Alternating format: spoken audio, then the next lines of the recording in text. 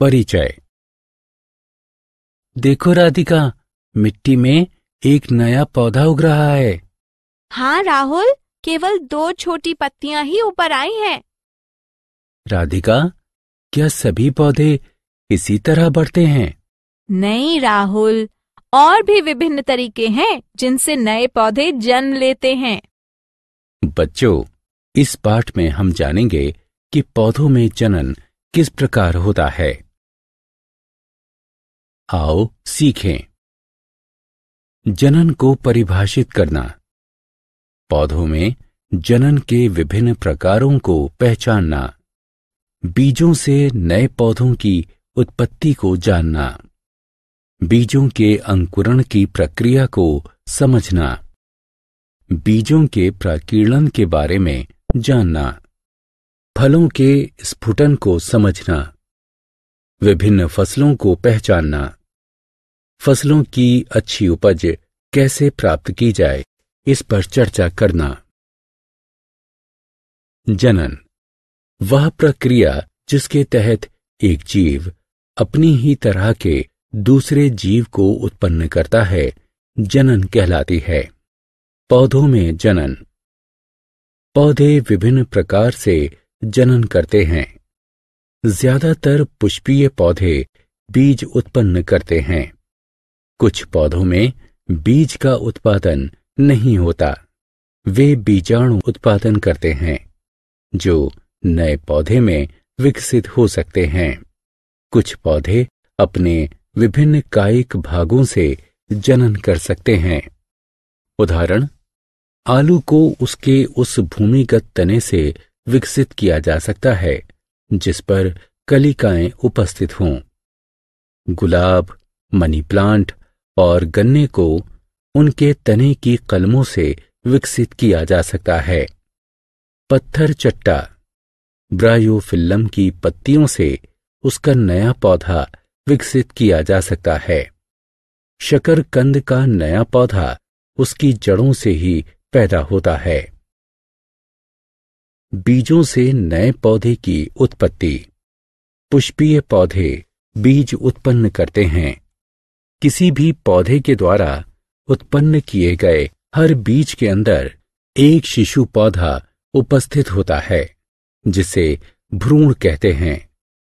बीज के चारों ओर एक कठोर आवरण होता है, जिसे बीज पत्र कहते हैं, जो शिशु पौधे को संरक्षण देता है और बीज को सूखने से बचाता है।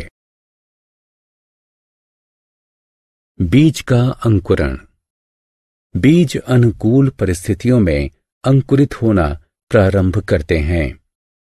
एक बीज के अंकुरण के लिए जल, वायु और ताप की आवश्यकता होती है। बीज जल का अवशोषण कर फूल जाता है और उसका बीज कोट नरम हो जाता है। सर्वप्रथम अंकुरित होने वाले पौधे की जड़ दिखाई पड़ती है, जो भूमि की ओर बढ़ती है।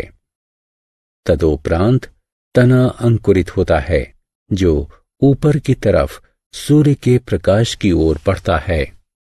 इसके बाद तने पर पत्तियों का निर्माण शुरू होता है। ये नया पौधा अंकुर कहलाता है, जो एक वयस्क पौधे में विकसित हो जाता है।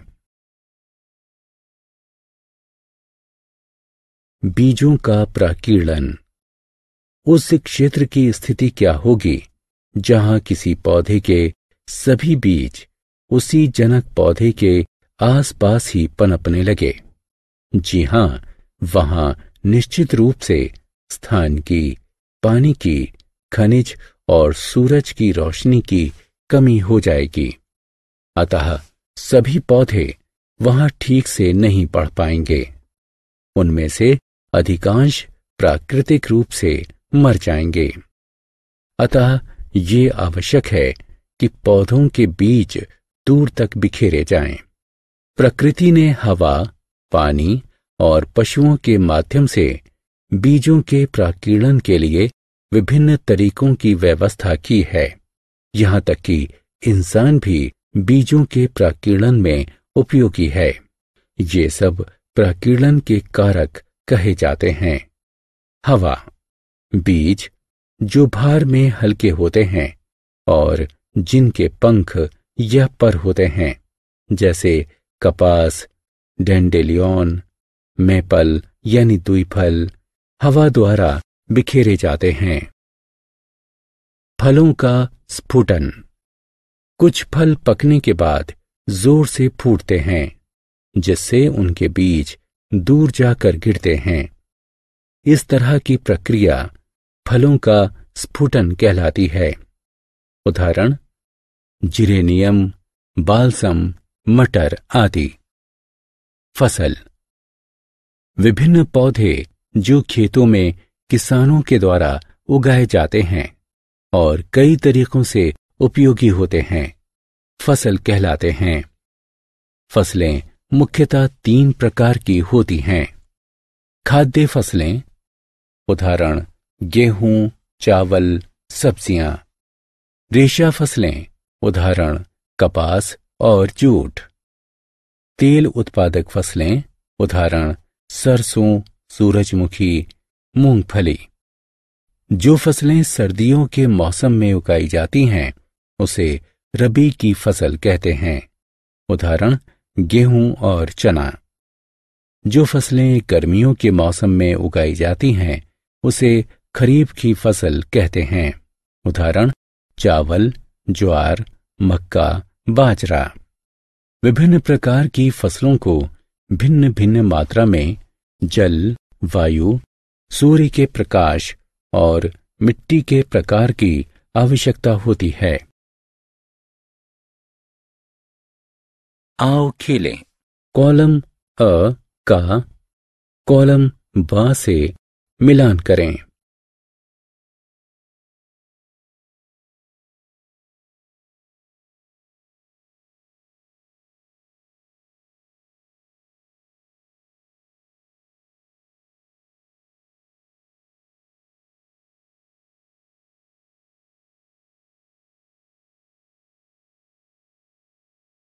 फसलों की अच्छी उपज प्राप्त करना। फसलों की अच्छी उपज प्राप्त करने के लिए निम्नलिखित बातों को ध्यान में रखना चाहिए। सबसे उत्तम किस्म के स्वस्थ बीज ही उपयोग में लाए जाने चाहिए। बीज बोने से पहले मिट्टी को जोतकर उसमें खाद या उर्वरक मिलाकर तैयार कर लेना चाहिए। मिट्टी को सही समय पर सही मात्रा में पानी देना चाहिए। फसलों को बीमारियों, नुकसान पहुंचाने वाले कीड़ों और जानवरों से बचाना चाहिए। कीटनाशक और कीटाणुनाशक औषधियों का छिड़काव सही मात्रा में किया जाना चाहिए। फसलों को चढ़ने वाले जानवरों से बचाना चाहिए। कटाई की फसलों को नमी से बचाने के लिए ठीक तरह से संग्रहित किया जाना चाहिए।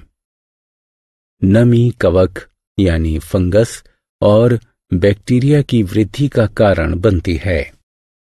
फसलों को चूहों, कीड़ों और दूसरे जानवरों से भी बचाया जाना चाहिए। आओ खेलें। प्रश्न को पढ़कर निम्नलिखित विकल्पों में से सही चित्र पर निशान लगाएं। हमने क्या चर्चा की? पौधों में जनन के कई प्रकार होते हैं।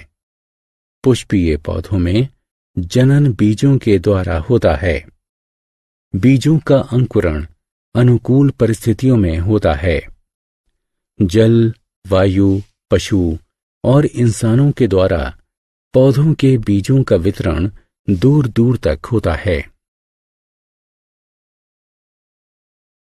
विभिन्न प्रकार की फसलों को भली भांति विकसित होने के लिए भिन्न भिन्न जलवायु परिस्थितियों की आवश्यकता होती है। हम उचित परिस्थितियां प्रदान करके फसलों की अच्छी उपज प्राप्त कर सकते हैं। फसलों को उचित संरक्षण और देखभाल प्रदान की जानी चाहिए।